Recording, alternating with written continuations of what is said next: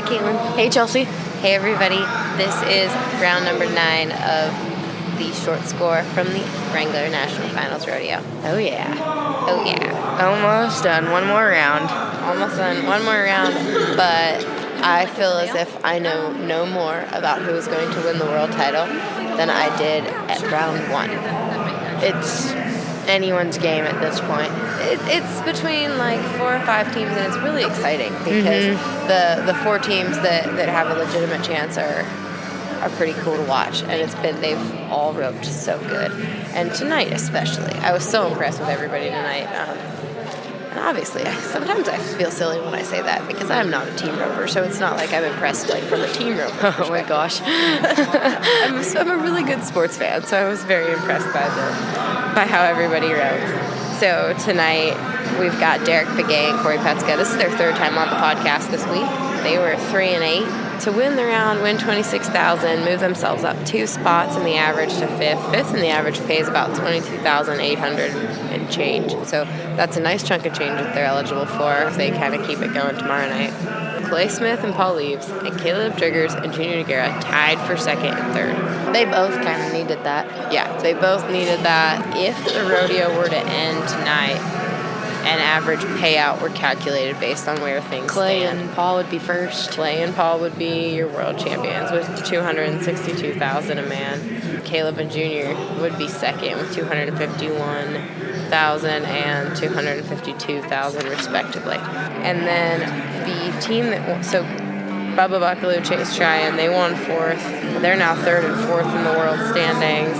And yeah, they won 4th and 11,000. They've moved up quite a bit. Yeah, if it ended tonight, they would be 5th in the world because they're out of the average. So the 5th place team tonight was Aronson and Ginny and Trey Yates, who roped smart again. They made a not a super easy steer look pretty decent. They were 4 and 9, and they won $6,700 again. So right now they're 8th and 5th in the world, but if it ended tonight, they would both finish 3rd in the world. And they would win the average for $67,269.23. So things are definitely getting interesting at the top. It's definitely not bad for first time ever coming to the Thomas Mack for Trey. Yeah, for sure. He's done spectacular. Yeah, he's roped outstanding. Aaron is not on the horse that he had planned to ride.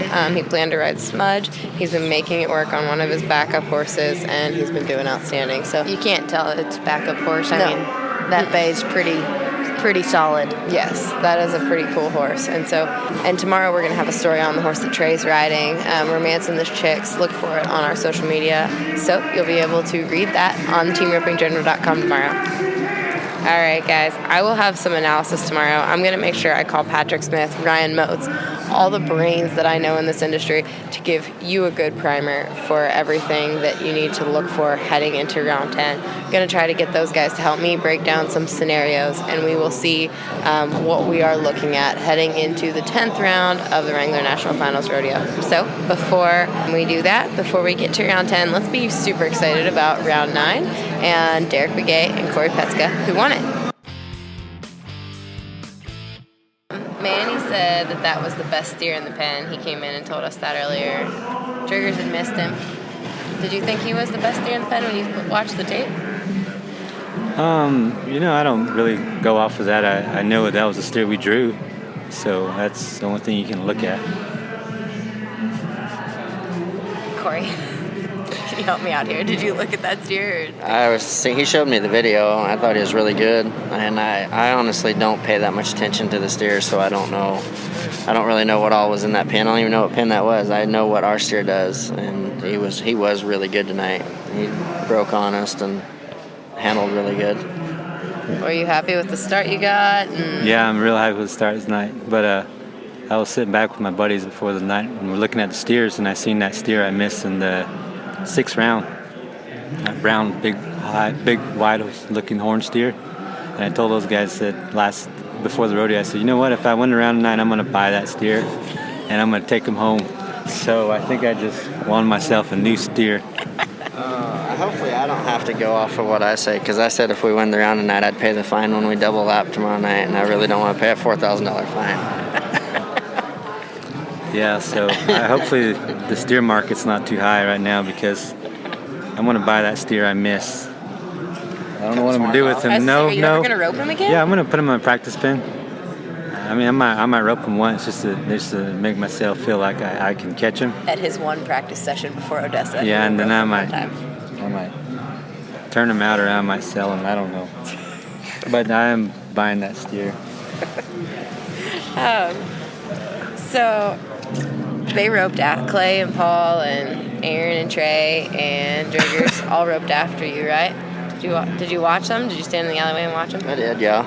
I just stayed back there, right by the gate, because I had a good feeling about tonight. We made a good run, and them guys, a lot of them guys behind us, they need to catch. I mean, they're still trying to be fast, but they all need to catch because they're all higher than the average, and that's going to be the thing that separates them, is who wins higher than the average tomorrow night. So I just stayed up there to watch. You can't see it real good. I'm back there on the little TVs. I wanted to see what happened. You said what separates them. How are you feeling about any potential mathematical possibility of you guys getting this done tomorrow? Man, whatever happens, happens. We're going to try to make another good run like we did tonight, and if it's God's will, it's God's will. If it's not, we'll start at Odessa and try again next year. You've not gone to Odessa for the last couple of years, have you? No, I haven't. I'm looking forward to it, though. I mean, when you're here, you want to be here, and then you got to put in the time and the work to be here because you want to be here. But then I'll be home on Sunday, then I'm going to have a different mindset again. I'm going to have a different mindset about Denver. I haven't been to Denver in 5 years. Okay, book's already closed for Denver. You guys are putting your names down? Yeah. Wow.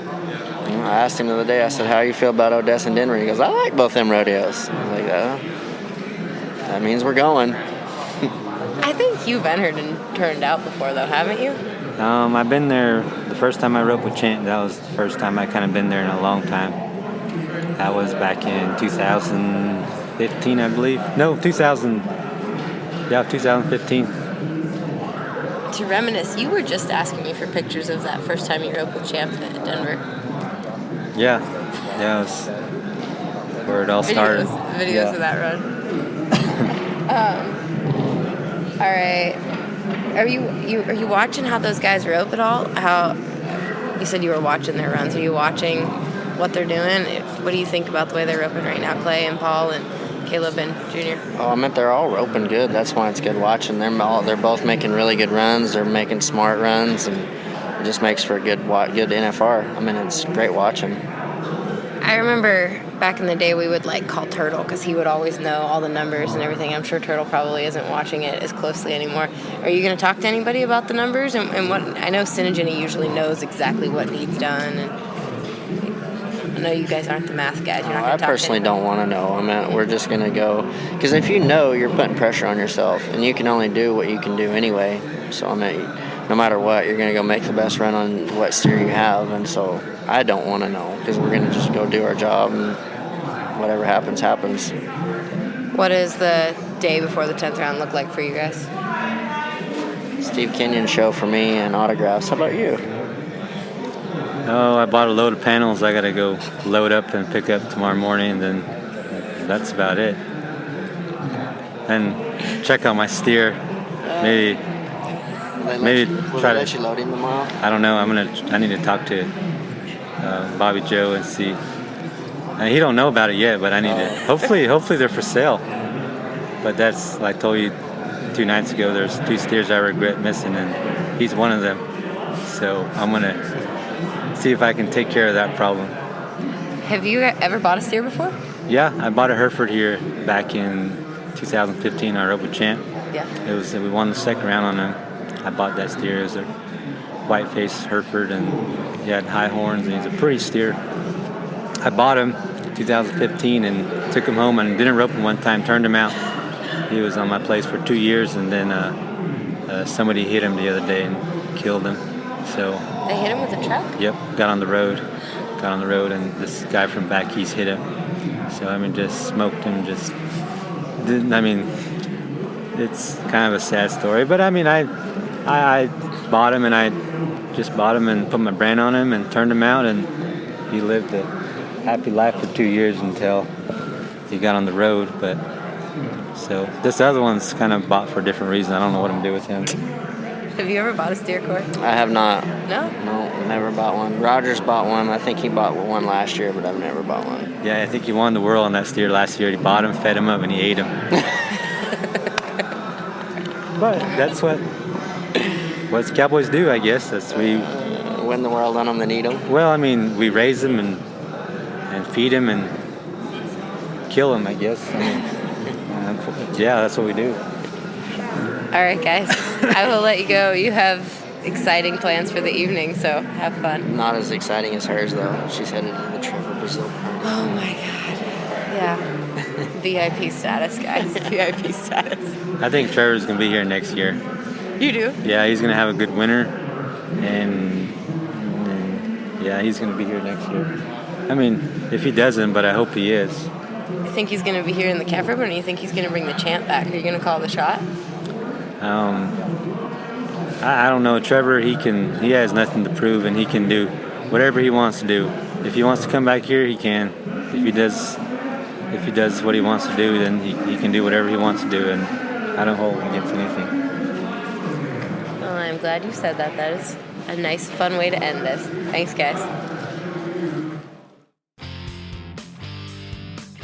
All right, Caitlin, you were at the World Series all day. I was at the World Series all day. It was a pretty freaking amazing day in the sport of team roping.